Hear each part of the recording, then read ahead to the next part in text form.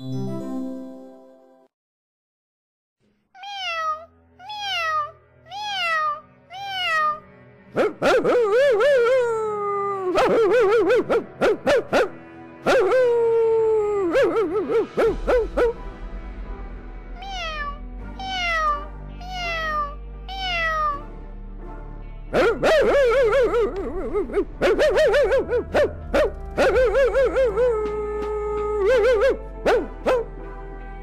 বেটা সর, আর ঘেউ ঘেউ করে লাভ নেই। আমি যখন বিড়ালটাকে আশ্রয় দিয়েছি তবে আর তুই কিচ্ছু করতে পারবি না। যা দূর হ এখান থেকে, দূর হ।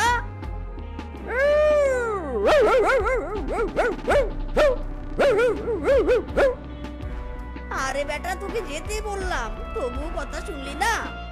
এই যা যা যা যা বলছি, ভাগ এখান থেকে। ইনি মাইরি, এটা কি হলো? কুকুরটা হঠাৎ করে গায়েব হয়ে গেল কেন? ব্যাপার তো ভেরি সাংঘাতিক। এখানে কি কোনো ভূত পেতনি আছে নাকি? বাবারে বাবা। ভূত পেতনি নয় গো, জাদু বিদ্যা। ওই কুকুরটা একটা জাদুর কুকুর ছিল। ইরি মাইরি, এখন আবার কে কথা বলছে? কি হচ্ছে এসব আমার সাথে? আমি কি বিপদে পড়লাম গো? না গো, এখন আর কোনো ভয় নেই, সব বিপদ কেটে গেছে। আমি জলপরি গো, ঝুড়ির ভেতর থেকে আমি কথা বলছি। হ্যাঁ, জলপরি? ওমা সত্যি তো জলপরি, কিন্তু জল ছেড়ে ডাঙায় কি করছো তুমি? আসলে আমি বিশেষ শক্তি সম্পন্ন জলপরি, জল স্থল সব জায়গায় থাকতে পারি। আর এই কারণে তো আমি সব সময় বিপদে থাকি। জলে ছিলাম, সেখানে তো দুষ্টতান্ত্রিক হাঙর সাপ কচ্ছপ ছেড়ে দিয়েছে। আর ডাঙায় উঠে এসেছি, এখন আবার কুকুর লেলিয়ে দিয়েছে।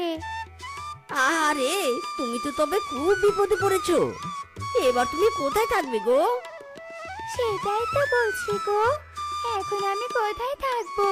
ওই তান্ত্রিক যা শুরু করেছে তাতে তো আমার আর রক্ষা নেই। বলছি, তুমি কি তোমার বাড়িতে আমাকে আশ্রয় দিবে? হ্যাঁ, বলছো কি জলপরি?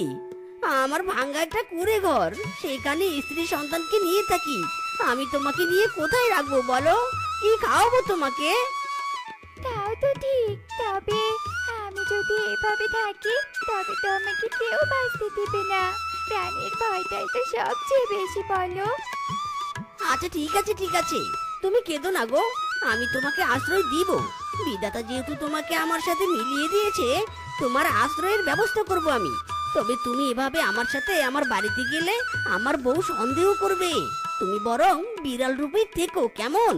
তাহলে তোমাকে কেউ চিনতে পারবে না, কেউ তোমার ক্ষতিও করতে পারবে না, বুঝেছো? তাই তো, তোমার মাথায় তো অনেক বুদ্ধি। তুমি সত্যি সত্যি শিয়াল পণ্ডিত।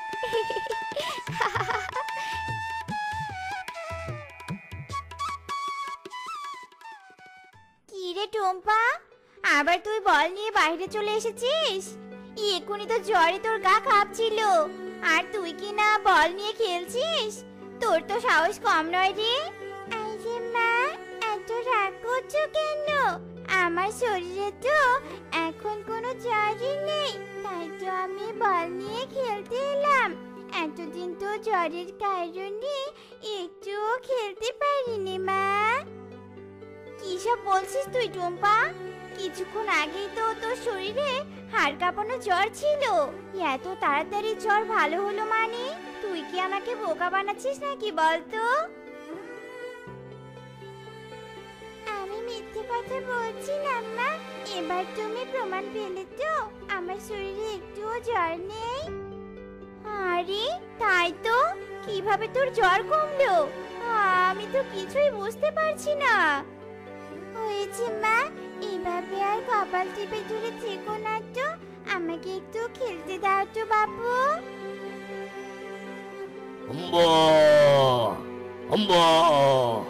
হয়েছে, আর ডাকিস নে বাবু, আমি তোকে খেতে দিচ্ছি, একটু সবুর কর।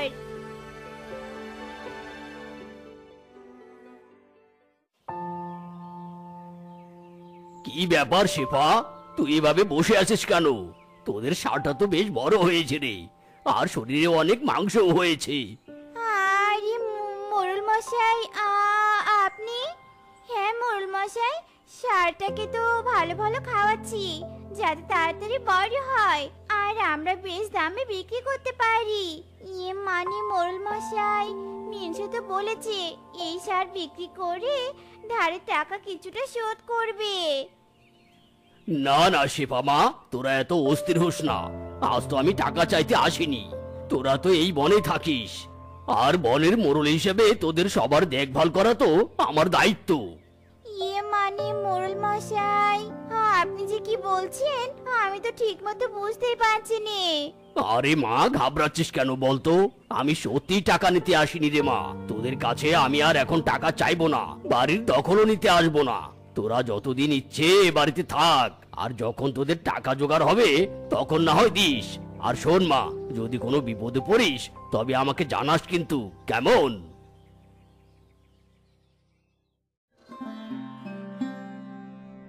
শেফা, ও শেফা, বউ কোথায় তুমি? মেয়েটাকে নিয়ে ঘরে আছে মনে হচ্ছে। মেয়েটার আবার জ্বর বাড়লো না তো? কি যে মুশকিলে পড়লাম মেয়েটাকে নিয়ে। ভালোই হলো তুমি রান্নাঘরে এলে। আসলে আমি রান্না করছিলাম তো, তাই তোমার ডাক শুনেও বাইরে বের হতে পারছিলাম নে। মায়েরি, সবই তো ঠিক আছে, কিন্তু এই জ্বর নিয়ে তুমি মেয়েটাকে নিয়ে রান্না করে এসেছো কেন? আরে এত অস্থির হয়েও না তো। তোমার মেয়ের শরীরে এখন কোনো জ্বর নেই। বিশ্বাস না হলে তুমি নিজেই চেক করে দেখো। আসলে আমিও প্রথমে বিশ্বাস করিনি। ইরে মায়েরি, তাই নাকি? তবে তো ভালোই। আসলে টাকাও ছিল না হাতে, আমি যে মেয়ের ঔষধ আনতাম কি করে সে চিন্তায় তো মাথা ঘুরছে। সেসব তো বুঝলাম, কিন্তু তুমি এই বিড়ালটা কোথায় পেলে গো? এত সুন্দর বিড়ালটা তুমি নিশ্চয়ই অনেক টাকা দিয়ে কিনে এনেছো। মাইরি, কি যে বলো না তুমি বউ। আমার পকেটে ফুটো পয়সাও নেই, আমি আবার বিড়াল কেনার টাকা কোথায় পাবো?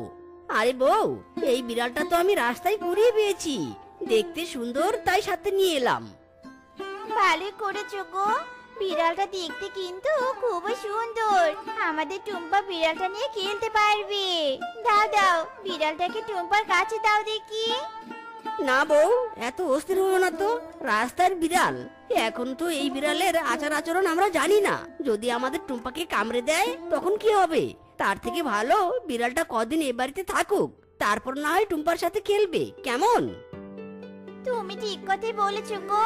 তবে তুমি বিড়ালটাকে নিয়ে যাও, আমি তোমাদের খাবারের ব্যবস্থা করছি। না না না না, এসব আমি কিছুতেই সহ্য করব না। এত তন্ত্র মন্ত্র করলাম, তবুও কাজ হলো না।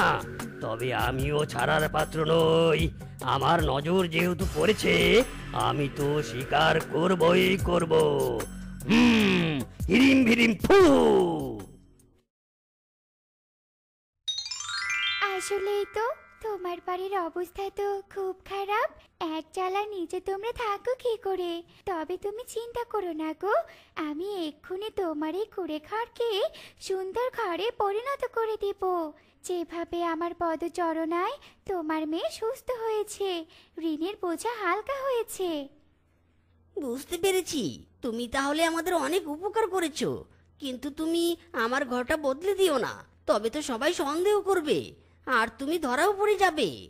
তাই তো, সত্যি তোমার মাথায় অনেক বুদ্ধি। তবে তুমি চিন্তা করো না, আমি এই ঘরের ভেতরেই নিজের থাকার ব্যবস্থা করব। আমি তোমার ঘরেই লুকিয়ে থাকলাম, তোমার বন্ধু হয়ে, কেমন? কোথায় যেন কিসের একটা গন্ধ পাচ্ছি। এদিকে তো হাঁটতে হাঁটতে গলা অবধি আমার শুকিয়ে যাচ্ছে। না, এবার বুঝি আর জল না খেয়ে উপায় নেই। মা, আমায় একটু জল খাওয়াবি? আমার যে বড্ড তেষ্টা পেয়েছে রে মা। নিশ্চয়ই খাওয়াবো বাবা, আপনি একটু অপেক্ষা করুন, আমি জল নিয়ে আসছি। আমার নাক তো কোনো আভাস পায় না। আমি বুঝতে পারছি গন্ডগোলটা আসলে এইখানেই আছে। হিরিম বিরিম চিং ফু ফু।